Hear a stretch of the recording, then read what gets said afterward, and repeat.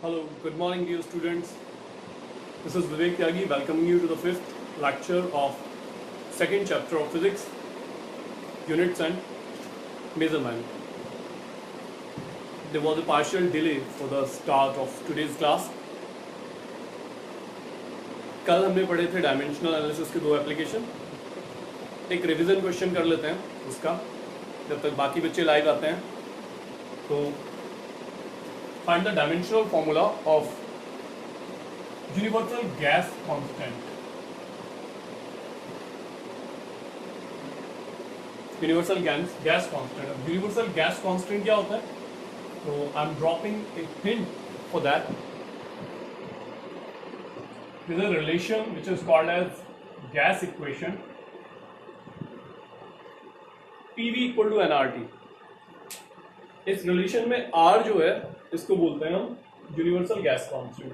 इसका dimensional formula आपको find out करना है. P, V और T मैं आपको बता देता हूं क्या है. P is pressure, V is volume and T is temperature. N is number of moles. So N is just a number. It can be 3, 4, 5, 6, 7. So it is a dimensionless number. So this is it. You try to find out the dimensional formula for R. फिर हम start करते हैं. आज आप में से सारे बच्चे नोटबुक और पेन लेके साथ में बैठेंगे क्योंकि हम कुछ एप्लीकेशन बेस्ड न्यूमेरिकल प्रॉब्लम्स करने वाले हैं. So you try it and if you have solved it, then just raise your hands or thumbs up, or you can give me a thumbs up. It will be difficult to write since powers will include negative powers, and so it will be a bit difficult to write in the comment box. So you just give me a thumbs up or wave.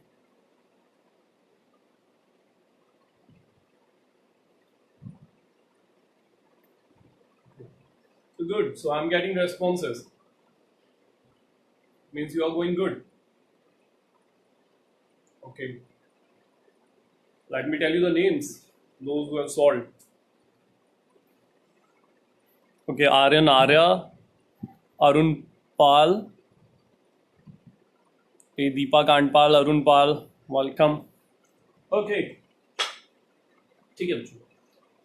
तो आज की class के साथ हम start करते हैं. पहले ये प्रॉब्लम हम सॉल्व कर लेते हैं and we'll move ahead. जैसे हमने कल universal gravitational constant capital G का फॉर्मूला फाइंड आउट किया था, तो उसके लिए भी हमने एक रिलेशन लिखा था. यहां मैंने आपको रिलेशन गिवन है. हमें फॉर्मूला फाइंड आउट करना है R का. तो पहले हम इसे R की टर्म्स में एक्सप्रेस कर लेंगे. Not a big deal. हम इसे लिख सकते हैं R equal to PV upon NT and into T. अब इन सबके डायमेंशनल फॉर्मूले लिख लेंगे और हमें R का डायमेंशनल फॉर्मूला मिल जाएगा. तो P इज प्रेशर. प्रेशर का डायमेंशनल फॉर्मूला क्या होता है? प्रेशर होता है फोर्स पर यूनिट एरिया. तो प्रेशर का डायमेंशनल फॉर्मूला बन गया. फोर्स का डायमेंशनल फॉर्मूला होता है mLT-2 और एरिया का होता है L स्क्वायर. तो प्रेशर होता है फोर्स अपॉन एरिया. तो प्रेशर हो गया ml -1 P -2. प्रेशर का डायमेंशन फॉर्मूला हमने लिख लिया. Then we have volume. Volume काफी फंडामेंटल के पास है. हमने कल ही लिखा था शुरू में कि वॉल्यूम का डायमेंशनल फॉर्मूला होता है L3. फिर हम डिनोमिनेटर पे आए. N is just a number of moles. It is 1 2 3 4 5. So it does not have any dimensions. इसको छोड़ दिया और फिर हमने T का डायमेंशन फॉर्मूला लिखा. T इज टेम्परेचर और इसका डायमेंशन फॉर्मूला है कैपिटल T. तो अब आप R को एक्सप्रेस कर सकते हैं. R बन गया ओके ml स्क्वायर P -3. सो R का डायमेंशनल फॉर्मूला बना this. This is L -1 L3. So ml square हो गया और T की पावर -2 थी, एक -1 और हुआ. ml square T -3. ओके, कल हमने दो एप्लीकेशन किए थे बच्चों. One was to check the correctness, जो हमने प्रिंसिपल ऑफ होमोजिनिटी से किया था, और दूसरा था टू एस्टैब्लिश अ रिलेशनशिप। तो उन्हीं पे बेस्ड कुछ प्रॉब्लम्स करते हैं आज।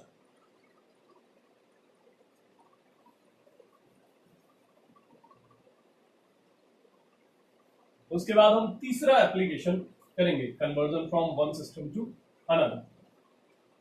Okay,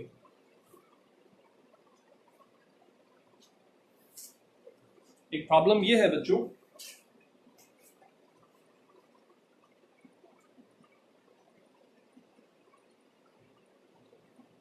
the velocity of a particle depends upon time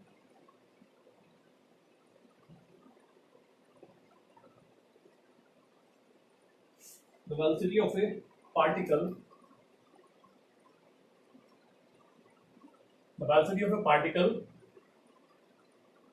depends upon the time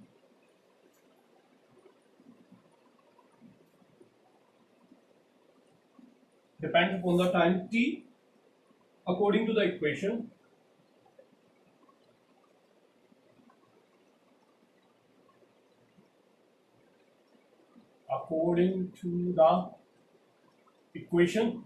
आप ये साथ साथ लिख सकते हैं क्योंकि आप ही को सॉल्व करना है।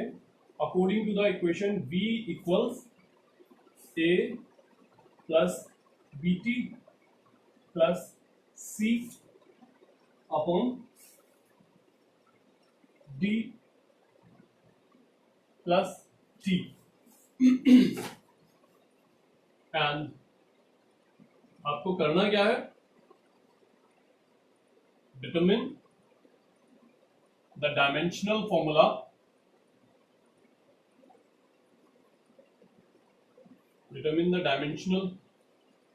of A, B, C and D. So this is it. This is the problem. The velocity of a particle depends upon the time t according to the equation.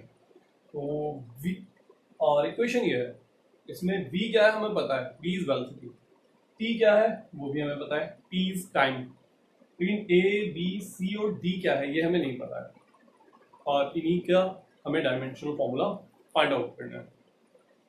अब now we need to scan this formula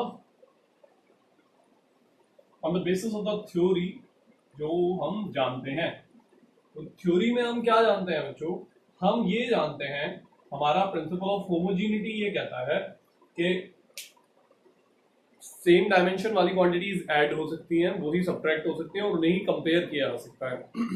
so if you look at this formula, a और b t ये दोनों आपस में add हुए हैं तो इनका डायमेंशनल फॉर्मूला सेम होना चाहिए।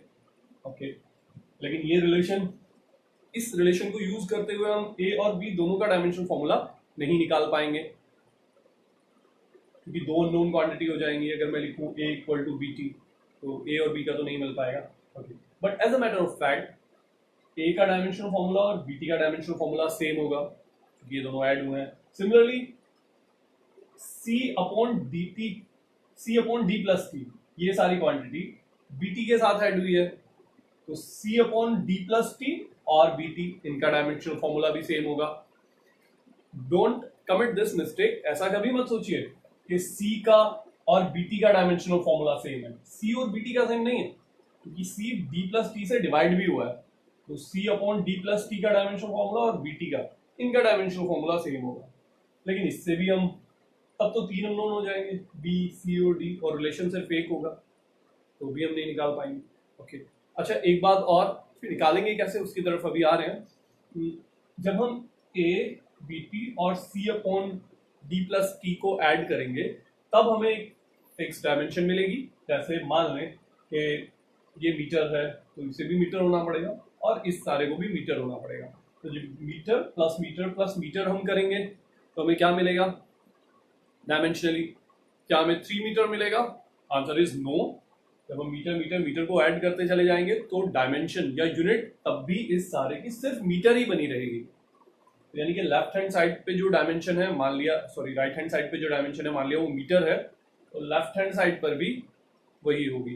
तो इन तीनों का डायमेंशनल फॉर्मूला इंडिविजुअली एक दूसरे के बराबर है, और जब हम इन तीनों को ऐड कर लेंगे तो वो डायमेंशनल फॉर्मूला फिर v के बराबर है, क्योंकि v इन तीनों के सम के बराबर है। ओके, तो फिर अब हम इसे प्रोसेस कहाँ से करना शुरू करें? देखिए बच्चों, यहाँ डिनोमिनेटर से हम प्रोसेस करना शुरू कर सकते हैं। यहाँ पे d और t आपस में ऐड हुए हैं, यानी d और t का डायमेंशनल फॉर्मूला सेम है। t का डायमेंशनल फॉर्मूला हमें पता है, तो जो t का है वही d का भी होना चाहिए। तो आप लिखेंगे from the principle of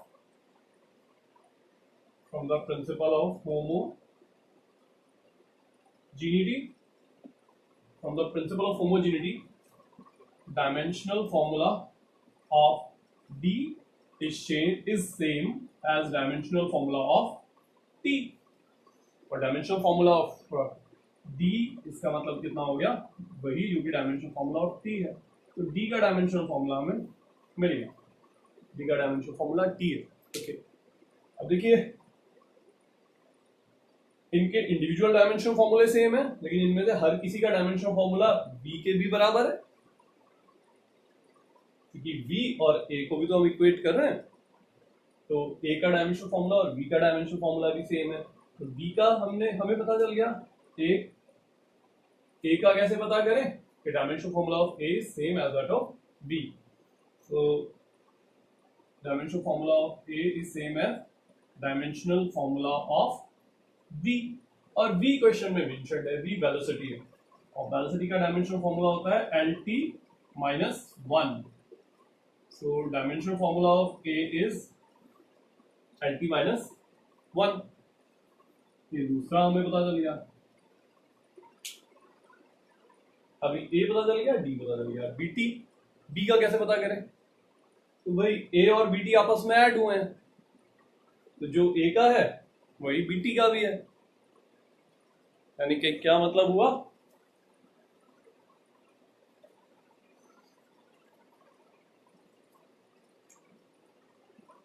dimensional formula of a is same as dimensional formula of bt। Okay, a का तो हम फाइंड आउट कर चुके हैं, lt माइनस 1। तो b का कितना हो गया, dimension of b is equal to dimension of a divided by t of a divided by t, लेकिन a का है lt माइनस 1, तो ये बना lt माइनस 1 और divided by dimensional formula of t divided by dimensional formula of t। तो ये बन गया lt माइनस 2। तो हमारे पास a आ गया, d आ गया, b भी आ गया।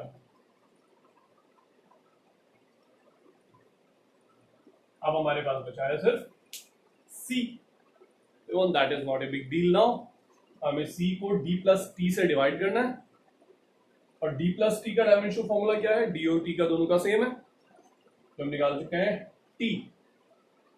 इसका मतलब ये हुआ c upon t is equal to a आप लिख सकते हैं, और c upon d plus t is equal to v भी आप लिख सकते हैं। तो फिर उससे हमें मिल जाएगा fourth dimensional formula, that is c का डायमेंशनल फॉर्मूला। तो आप लिखेंगे dimension of c upon d plus t is equal to dimension of a लिख दीजिए या डायमेंशन ऑफ v लिख दीजिए, क्योंकि a और v कंपेयर हुए हैं तो दोनों का सेम ही है। तो डायमेंशन ऑफ सपोज v, हमें c का फाइंड आउट करना है, तो c को इधर छोड़ देते हैं और बाकी को इधर ले आते हैं नीचे।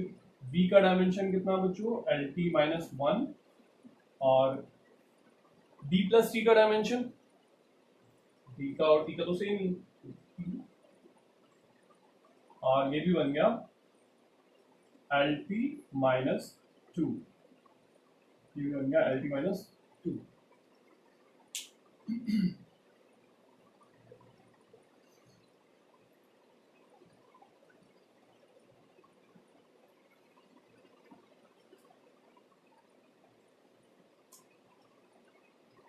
So this is it. This is how we go.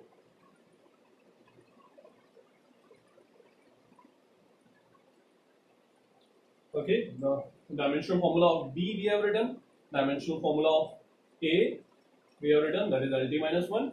Dimensional formula of B is, okay, it is LT minus 2, and dimensional formula of C upon D plus T is same as dimensional formula of V.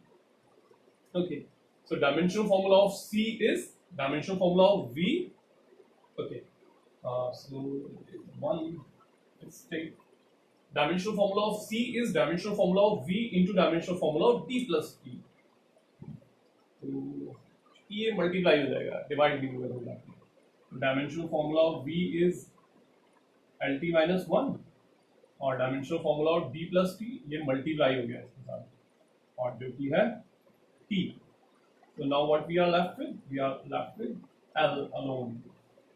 So C का dimensional formula हो गया only L.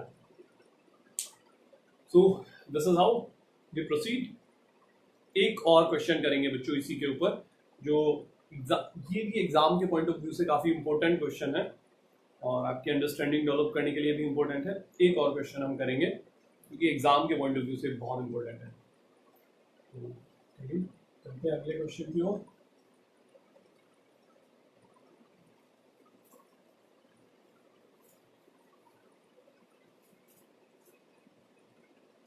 ये है बच्चों, find the dimensional formula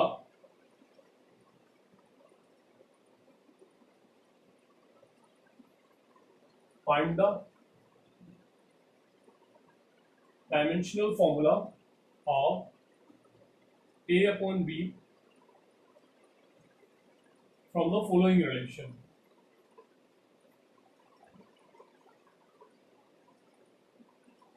From the following relation.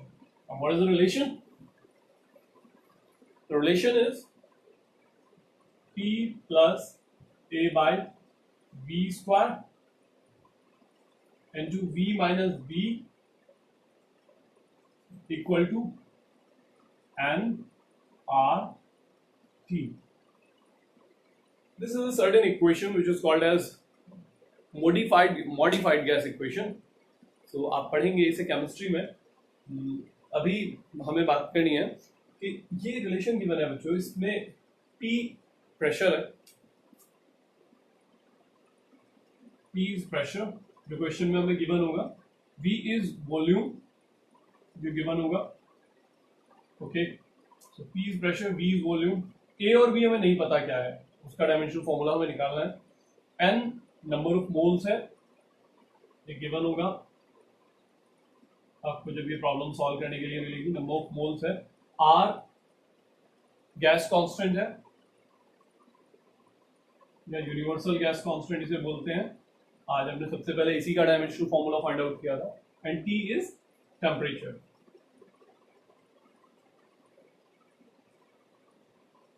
T is temperature.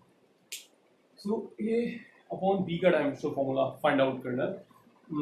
पहले A का find out कर लेंगे, फिर B का फाइंड आउट कर लेंगे और दोनों को डिवाइड कर देंगे तो A अपॉन B का डायमेंशनल फॉर्मूला मिल जाएगा. ओके, लेकिन प्रोसीड कैसे करें इसके लिए, B का डायमेंशनल फॉर्मूला कैसे फाइंड आउट करें.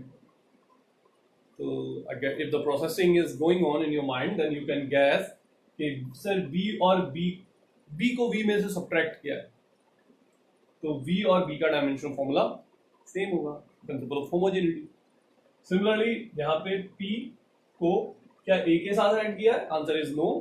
P को A अपॉन V स्क्वायर के साथ ऐड किया है तो P का डायमेंशनल फॉर्मूला और A अपॉन V स्क्वायर का डायमेंशनल फॉर्मूला भी सेम होगा. इससे हम यहाँ से B का निकाल लेंगे, यहाँ से A का निकाल लेंगे. राइट हैंड साइड पे जो क्वांटिटीज गिवन है उनकी हमें जरूरत ही नहीं पड़ेगी एक्चुअली.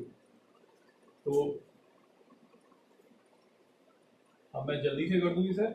आप लिखेंगे from the principle of homogeneity. Okay, dimension of B is same as dimension of V. So V have volume. So volume का dimensional formula is L cube, B हमें पता चल गया। इस वाले ब्रैकेट से P और A by B square add हुए हैं तो इनका डायमेंशन सेम है, dimension of A by B square. तो डायमेंशन ऑफ A क्या होगा बच्चों, बी स्क्वायर, इसके साथ मल्टीप्लाई हो जाएगा। तो dimension of A is dimension of P into B square, dimension of P into B square. P is pressure, pressure का हमने पिछले क्वेश्चन में भी निकाला था डायमेंशनल फॉर्मूला, और वो होता है ml minus one T minus to, ml minus one T minus to, और इसके साथ मल्टीप्लाइड है क्यों, volume, not just volume, it is square of volume. तो वॉल्यूम होता है एल क्यूब, एल क्यूब का जब हम स्क्वायर करेंगे, जब हम एल क्यूब का स्क्वायर करेंगे तो ये पावर मल्टीप्लाई हो जाएंगे and we will get L6। तो यहां पे हम लिख लेते हैं L6 और इन सबको मल्टीप्लाई कर देते हैं, तो हमें डायमेंशनल फॉर्मूला ऑफ ए मिल गया जो आता है ML5T minus two, ML5T minus 2. Now we have the dimensional formula of A as well as that of B. But don't stop here. As in question, you have been asked to find the dimensional formula of A upon B, not A and B separately. So आप A के dimensional formula को B से divide कर दीजिए and you will be getting the answer. A upon B is how much? A upon B is, okay, ML5 T minus 2 upon dimensional formula of B. B is L cube. And so dimensional formula of A upon B becomes ML square T minus 2. So A upon B becomes this.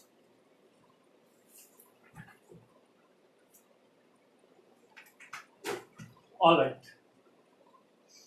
See, the questions we have been doing till now of dimensional analysis are really easy going questions. You just need to get through those dimensional formula. You should keep this thing in your mind that you have to memorize if you formulate as well.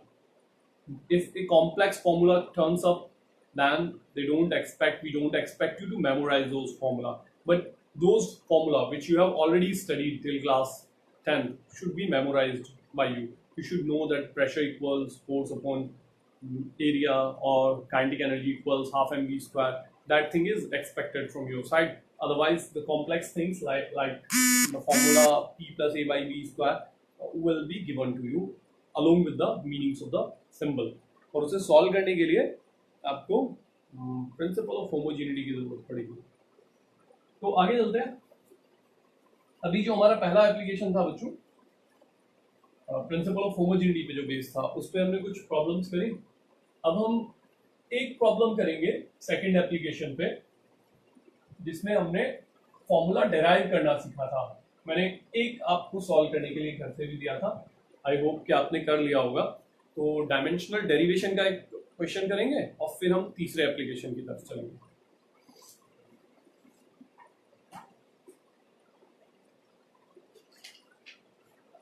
Okay, so here we go.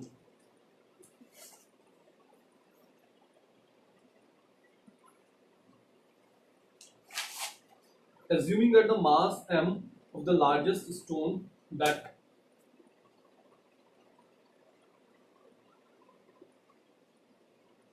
assuming that the mass m of the largest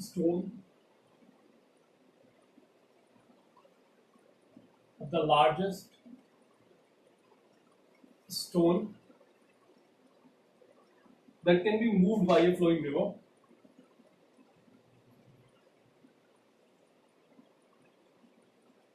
that can be moved by a flowing river depends on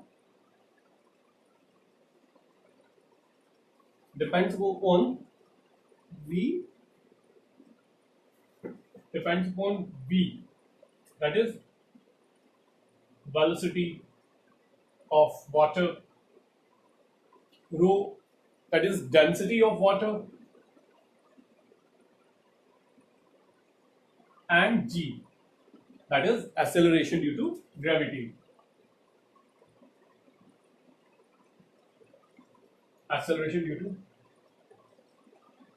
gravity. Okay. And what we have to do? Using this information is given, and what we have to establish? You have to show that V is directly proportional to m raised to power 6. Show that m varies with 6 power. Actually, it is other way. You have to show that m is directly proportional to v raised to power 6. See, this is such a beautifully crafted question, bachcho. If you ever visited a hilly region, you must have visited a hilly region. तो hills से जब पानी इकट्ठा होकर एक नदी बनती है बच्चों, तो वहाँ नदी का बहाव बहुत तेज होता है, तो नदी का उसमें पत्थर भी कई बार लुढ़क जाते हैं. तो ये क्वेश्चन उसी के बारे में फ्रेम किया गया है. Assuming that the mass m of the largest stone that can be moved by a flowing river. Flowing river बड़े से बड़े स्टोन का मास जिसे वो मूव कर सकती है, वो मास मतलब कितना मास कोई रिवर मूव कर पाएगी, वो डिपेंड करता है कि वेलोसिटी कितनी है पानी की. ऑब्वियसली इस पे डिपेंड करेगा. तेज वेलोसिटी होगी तो ज्यादा भारी पत्थर भी लुढ़क जाएगा.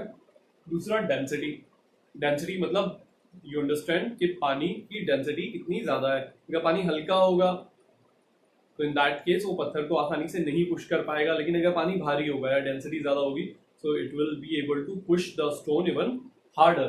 तो डेंसिटी पे डिपेंड करेगा, और इसके अलावा एक्सेलरेशन ड्यू टू ग्रेविटी पे भी ये डिपेंड करेगा. ग्रेविटी ज्यादा होगी तो पत्थर मजबूती से ग्राउंड को पकड़े रखेगा, और अगर ग्रेविटी कम होगी तो पत्थर उतनी मजबूती से नहीं पकड़ पाएगा और रिवर उसे फ्लो कर देगी या अनप्लग कर देगी या मूव कर देगी. तो हमें पता है कि मास इन 3 फैक्टर्स पे डिपेंड करता है, और अब हमें ये एस्टेब्लिश करना है कि मास v की पावर 6 के डायरेक्टली प्रोपोर्शनल है. तो हम कैसे करेंगे? जैसे हमने कल समझा था बच्चों, रिलेशन को डिराइव करते हुए हम ये मान लें कि let m is directly proportional to v raise to power a. Depend करता है v पर, कैसे करता है नहीं पता, इसलिए आर्बिट्रेरी डिपेंडेंस मान ली a. और m directly proportional to the second quantity is density raise to power b, and it also depends on acceleration due to gravity, so g raised to power c. a b c unknown है, यही हमें find out करने हैं. इन तीनों को अगर हम combine कर दें तो हम सिंपली लिख सकते हैं रो b and g raised to power c. Combining the three, we will be getting this. Okay, ये हमने मान लिया. ओके, प्रोपोर्शनैलिटी का साइन हटाना पड़ेगा, तो एक कांस्टेंट आ जाएगा. कांस्टेंट का नाम रख लिया k, v a, rho b and g c. Constant को इंट्रोड्यूस कर दीजिए. k is a dimensionless constant. k is a dimensionless constant. इतना काम हो गया. ये हमारा स्टेप 1 था. अब स्टेप 2 में हम लेफ्ट और राइट हैंड साइड के डायमेंशंस लिख लेंगे. ये पहला स्टेप था बच्चों. अब आप डायमेंशन लिख लीजिए. ये तो मास है, तो एलएचएस पे डायमेंशन क्या होगा? सिर्फ एम ही होगा. ओके, ऐसे हम यू भी लिख सकते हैं कि m1 l0 एंड t0. ये लेफ्ट हैंड साइड का डायमेंशन हो गया. Right hand side k is dimensionless, so no dimensions. Okay, v is velocity. Okay, अब तक आपको ये याद हो जाना चाहिए कि वेलोसिटी का डायमेंशनल फॉर्मूला LT-1 है। सारे डायमेंशनल फॉर्मूले आप याद नहीं करेंगे, वो मुश्किल काम है, लेकिन बेसिक कम से कम फोर्स तक के डायमेंशनल फॉर्मूले आपको याद होने चाहिए। LT-1 की पावर a। रो क्या है बच्चों? रो है डेंसिटी। डेंसिटी होती है मास अपॉन वॉल्यूम या मास पर unit volume. So mass is m and volume is L cube, लेकिन चूंकि वॉल्यूम मास अपॉन वॉल्यूम होगा तो न्यूमरेटर में L की पावर -3 चली जाएगी, raise to power b। Then we have small g is acceleration due to gravity. हमने कल भी यूज किया था। एक्सेलरेशन चाहे कोई भी हो, डायमेंशनल फॉर्मूला LT-2 ही होगा, तो इसकी पावर हुई c। अब इन सारी पावर्स को एक साथ एक ब्रैकेट में लिख लें। लेफ्ट हैंड साइड पे पहले m लिखा था, तो राइट हैंड साइड पे भी पहले m लिख लेते हैं। m है सिर्फ कितना? m की power b only. Thereafter L, from here we have L raised to power a, L raised to power -3b और L raised to power c. So L हुआ बच्चों L की पावर a और -3b, and from here we have plus c. What about t? t की power है यहाँ से minus है और यहाँ से है -2c. So into t की power -a and -2c. Okay, this is LT-1, this is ML-3 and this is LT-2. So okay, ये दूसरा स्टेप। तीसरे स्टेप में हम क्या करते हैं बच्चों? ये डायमेंशंस कंपेयर कर लेते हैं। कंपैरिजन से हमें ए बी सी की वैल्यूज पता चल जाती हैं। तो चलिए करते हैं।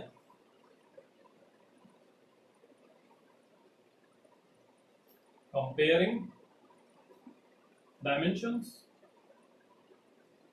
क्योंकि प्रिंसिपल ऑफ होमोजेनिटी कहता है कि दोनों तरफ सेम होनी चाहिए, तो देख लेते हैं कंपेयर करके। यहाँ पे m की पावर 1 है, यहाँ पे b है, तो अगर इन्हें कंपेयर करें तो b तो हमें सीधे ही निकल के मिल गया कि b is actually 1। b is 1. Okay. Actually, what we had to find बच्चों, we had to prove m is directly proportional to v raised to power 6. और v की पावर हमने कितनी मानी है? a. एक्चुअली हमें a फाइंड आउट करना है और a की वैल्यू कितनी होनी चाहिए यहाँ हमें ये पता है, क्योंकि डिराइव करना है, मतलब प्रूव करना है। तो v की वैल्यू 6 निकल के आनी चाहिए, सॉरी a की वैल्यू 6 निकल के आनी चाहिए। चलिए देखते हैं, b इतना मिल गया। अब हमें फाइंड आउट करना है a। ओके, अभी सीधे फाइंड आउट नहीं हो पाएगा। L की डायमेंशन कंपेयर करें तो यहाँ 0 और यहाँ है a -3b और प्लस c। एक और रिलेशन हमें मिलेगा t की डायमेंशन कंपेयर करने से। लेफ्ट हैंड साइड पे है t की डायमेंशन 0 और राइट हैंड साइड पे है -a -2c। ओके, तो b हमारे पास है बच्चों, b की वैल्यू हम इस रिलेशन में रख दें और फिर हमारे पास दो लीनियर इक्वेशन बन जाएंगी जो दोनों a और c में होंगी। उन लीनियर इक्वेशंस को सॉल्व करके हम a की वैल्यू फाइंड आउट कर लेंगे। तो आइए करते हैं, इसे इक्वेशन 1 लिख दें और इसे लिख दें इक्वेशन 2। हमें वैल्यू फाइंड आउट करनी है a की, तो b की वैल्यू पहले इस इक्वेशन में रख देते हैं। अब ये मैथमेटिक्स की प्रॉब्लम बन गई है और सिंपल लीनियर इक्वेशन हमें सॉल्व करना है। Putting b equal to 1 in equation 1 we have 0 equal to okay a -3, b की वैल्यू 1 हो गई, ओके, और प्लस c इक्वल टू 0। इसे हम यूं भी लिख सकते हैं कि this can also be written as a plus c equal to -3। तो ये हमारे पास बन गई बच्चों इक्वेशन 3। इक्वेशन 3 और इक्वेशन 2 को हम सॉल्व कर लें। अगर ए और सी अननोन है, दोनों में दो अननोन और दो इक्वेशन हम फाइंड आउट कर सकते हैं। आप देखिए ये है minus a minus 2c equal to zero ये इक्वेशन 2 है। अगर हम दोनों को ऐड कर दें तो ए कैंसिल हो जाएंगे और हमें मिल जाएगा माइनस सी इक्वल टू -3 या c इक्वल टू 3। अब हम c इक्वल टू 3 वैल्यू इस इक्वेशन में अगर रख दें इक्वेशन 3 में, तो हमें a की वैल्यू मिल जाएगी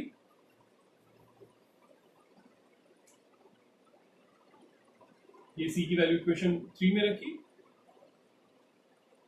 now from equation 3 okay a plus 3 equal to -3 या a हमें मिल गया, फिर हमें मिला -6। तो a की वैल्यू बच्चों हमें -6 मिल गई। अब जो हमारा रिलेशन था लिखा हुआ, जो रिलेशन हमारा लिखा हुआ था वो था, हमने माना था कि m is directly proportional to k okay v a rho b and g c। a b c की वैल्यू अगर इस रिलेशन में रख दें, we are just concern about a, अगर a की वैल्यू हम इस रिलेशन में रख दें, a की वैल्यू इस रिलेशन में रख दें, तीनों की रखते हैं m equal to k, a की वैल्यू हुई -6 बच्चों, तो b की पावर -6 रो की पावर b हमने फाइंड आउट किया था here and b was 1 and c is 3, so g cube, and from here we can say that m is, इन सबको अगर हम कांस्टेंट ले लें बच्चों, तो यहां पे हम लिख सकते हैं m is directly proportional to v raised to power -6 okay. मैंने जब आपको क्वेश्चन मेंशन किया तो उसमें हम लोगों ने लिखा कि m directly proportional to v raised to power 6, उसे आप करेक्ट कर लीजिए बच्चों, m directly proportional to v raised to power 6 के बजाय लिख लीजिए m directly proportional to 1/v raised to power 6। Question में लास्ट जो मैंने लिखा था उसे आप थोड़ा सा चेंज कर लीजिए, and accordingly we have obtained the right answer. So m is directly proportional to 1/v raised to power 6, यानी मास जो है वो वेलोसिटी की 6th पावर के इनवर्सली प्रोपोर्शनल है, जो ऑब्वियस भी है। अगर वेलोसिटी ज्यादा होगी तो मास आसानी से अनप्लग किया जा सकता है।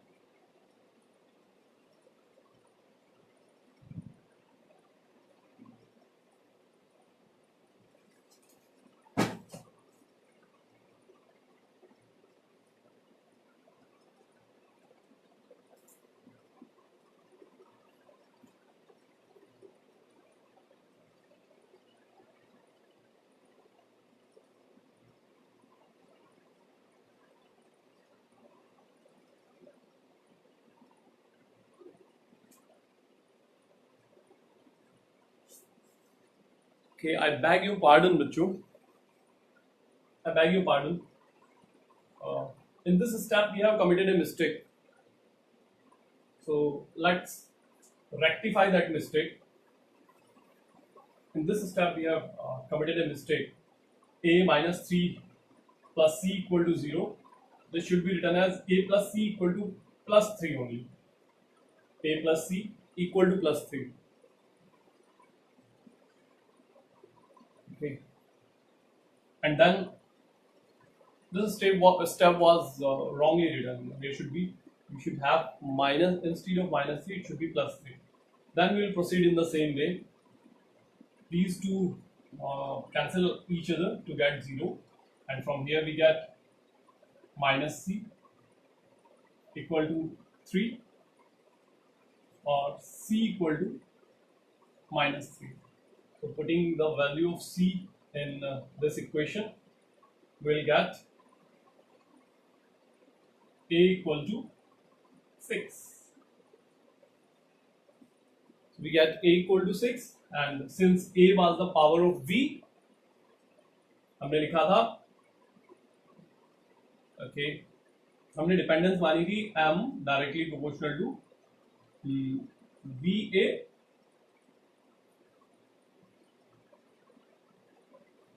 रो बी एंड gc. तो a की पावर बच्चों 6 है, यानी m directly proportional to v raise to power 6 है. So this was asked in the question. A small silly mistake here, and the question was turned other way around. So please rectify that mistake. अभी हम आगे चलते हैं अगले problem की तरफ, जो है आज का टॉपिक, नया टॉपिक. तो वो मैं आपको आज इंट्रोड्यूस कर देता हूँ, कल उस पर बेस्ड फिर हम न्यूमेरिकल प्रॉब्लम्स करेंगे.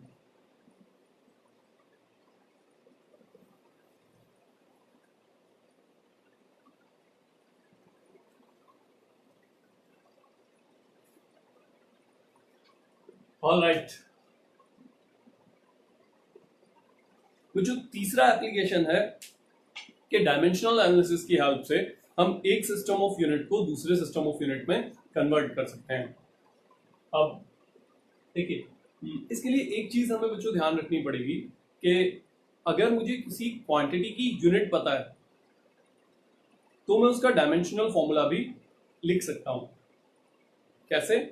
जैसे अगर मैं आपको ये बता दूं बच्चों कि एक्सेलरेशन की यूनिट है मीटर पर सेकेंड स्क्वायर, तो आप स्ट्रेट अवे एक्सेलरेशन का डायमेंशनल फॉर्मूला भी लिख सकते हैं, क्योंकि आपको पता चल गया कि मीटर फंडामेंटल क्वांटिटी है, length.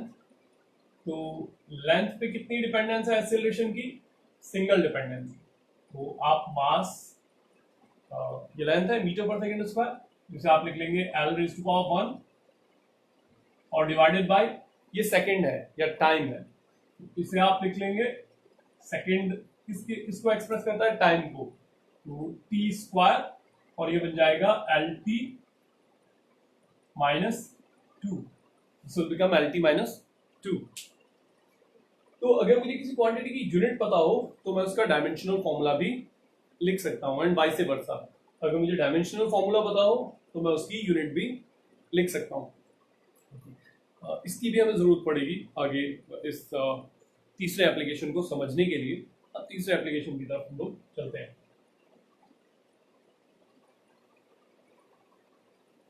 Conversion from one system of unit to another.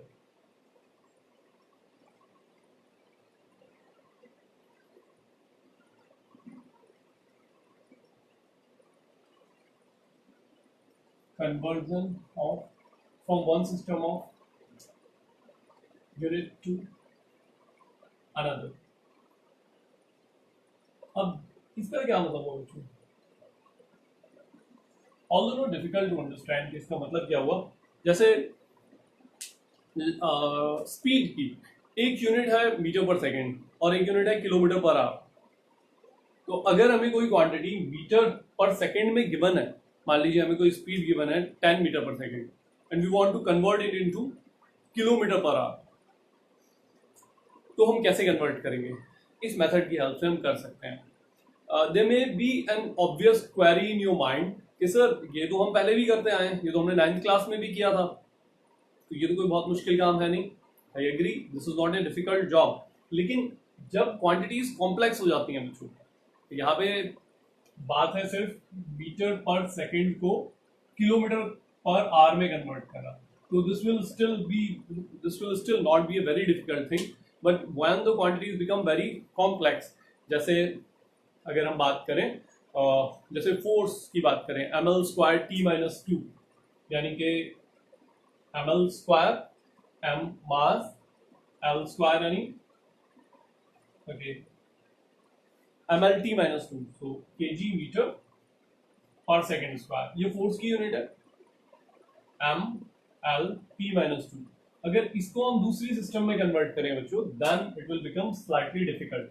यहाँ पे सिर्फ दो क्वांटिटीज थी, दो डिपेंडेंस थी, यहाँ पे तीन है, तो ये थोड़ा मुश्किल हो जाएगा। और अगर यहाँ m की पावर 3 हो जाए तो ये थोड़ा और मुश्किल हो जाएगा। तब हमें डायमेंशनल एनालिसिस की जरूरत पड़ती है जब कॉम्प्लेक्स क्वांटिटीज के साथ हम इंटरेक्ट करते हैं। तो वो कन्वर्जन होता कैसे है, जो उसका प्रिंसिपल क्या है। देखिए बच्चों, बात ये है, जब हम किसी क्वांटिटी को एक्सप्रेस करते हैं तो उसमें हमें दो चीजों की जरूरत पड़ती है। एक तो होता है नंबर और एक होता है उसकी यूनिट। नंबर और यूनिट मिलके पूरी क्वांटिटी को बना देते हैं। अब जैसे मैं आपसे बात करूं कि ये जो मेरा मार्कर है इसका मास कितना है, तो इसका मार्कर का मास होगा सपोज 30 ग्राम। 30 और ग्राम दोनों मिलके इस मार्कर की मेजरमेंट को एक्सप्रेस करते हैं। दो चीजें रिक्वायर्ड हुई, एक तो नंबर विच इज 30 एंड दूसरा यूनिट विच इज ग्राम। अब अगर इसी मार्कर के मास को मैं किलोग्राम में एक्सप्रेस करूं तो नंबर भी चेंज हो जाएगा बच्चों और यूनिट भी चेंज हो जाएगी। जैसे अभी मैंने इसे कहा था 30 ग्राम, अगर मैं इसे किलोग्राम में एक्सप्रेस करूं,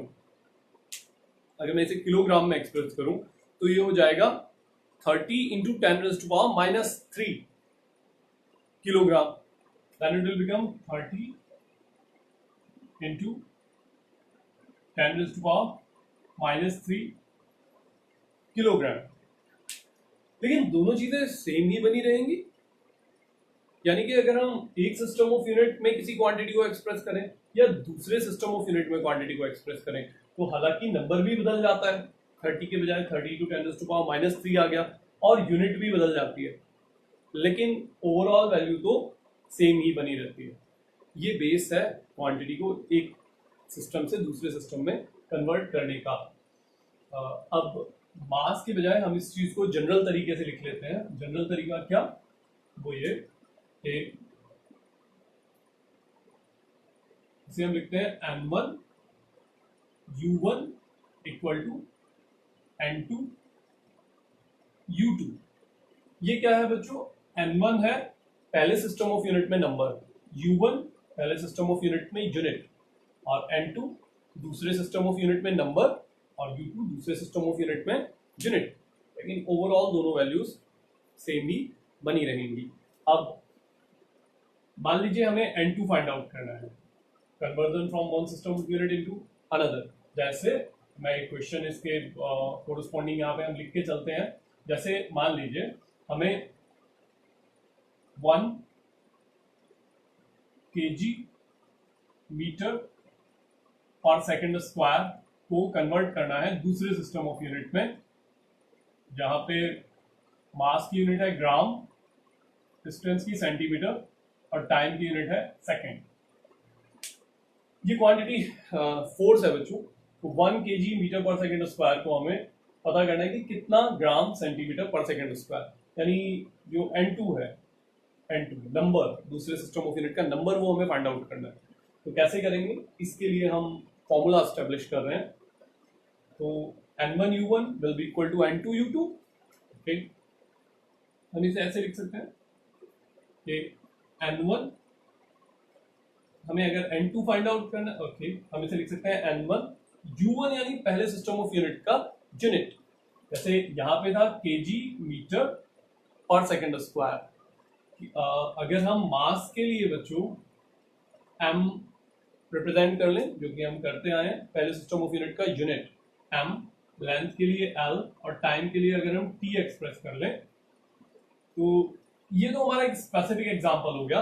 बट इन जनरल हमें ये पता नहीं कि कौन सा कन्वर्जन हम कर रहे हैं, तो हम जो यूनिट है उसमें ये हो सकता है कि मास में उसकी डायमेंशन a हो, लेंथ में उसकी डायमेंशन b हो और टाइम में उसकी डायमेंशन c हो। दूसरी तरफ नंबर है n2 और दूसरी तरफ यूनिट है पहले सिस्टम यूनिट में हम यूनिट्स को लिख लेते हैं M1, L1 और T1, और दूसरे में हम उनके लिए सिंबल देते हैं M2, L2 and T2। Whereas powers जो यहाँ पे ABC थी, या जिन्हें हम कहते हैं डायमेंशंस, जो यहाँ पे ABC थी वो यहाँ पे भी ABC ही बनी रहेंगी। वो आप कैसे समझ सकते हैं, उसी के लिए मैंने आपको यहाँ पे एक एग्जांपल लिख के दिया है।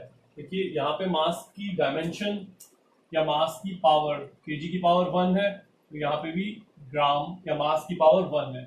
यहाँ लेंथ की पावर मीटर की 1 है, तो यहाँ सेंटीमीटर की पावर भी 1 है। सेकंड की पावर -2 और सेकंड की पावर -2। यानी कि एक सिस्टम ऑफ यूनिट से दूसरे सिस्टम ऑफ यूनिट में अगर हम क्वांटिटी को कन्वर्ट करते हैं तो उसकी डायमेंशंस चेंज नहीं होती। जो चेंज होता है वो यूनिट चेंज होता है और नंबर चेंज होता है।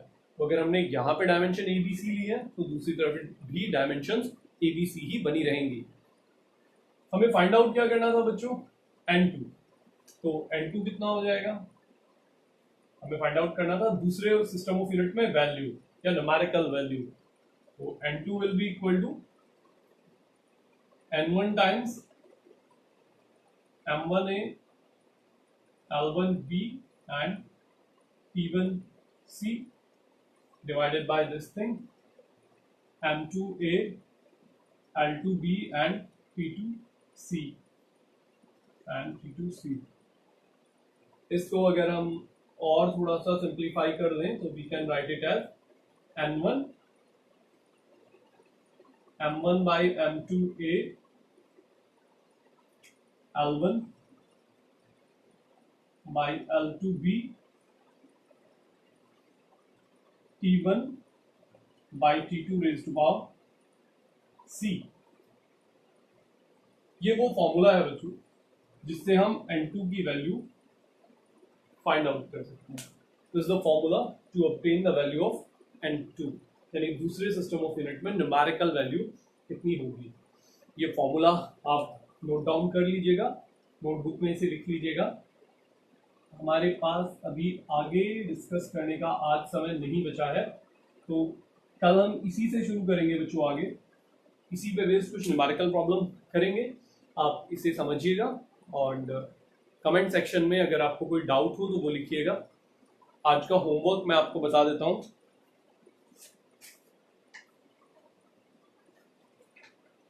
आज का होमवर्क लिख लीजिए।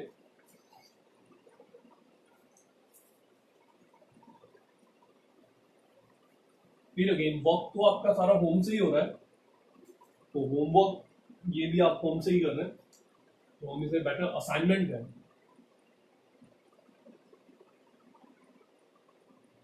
तो आज के लिए असाइनमेंट है बच्चों, आप एनसीईआरटी एक्सरसाइज के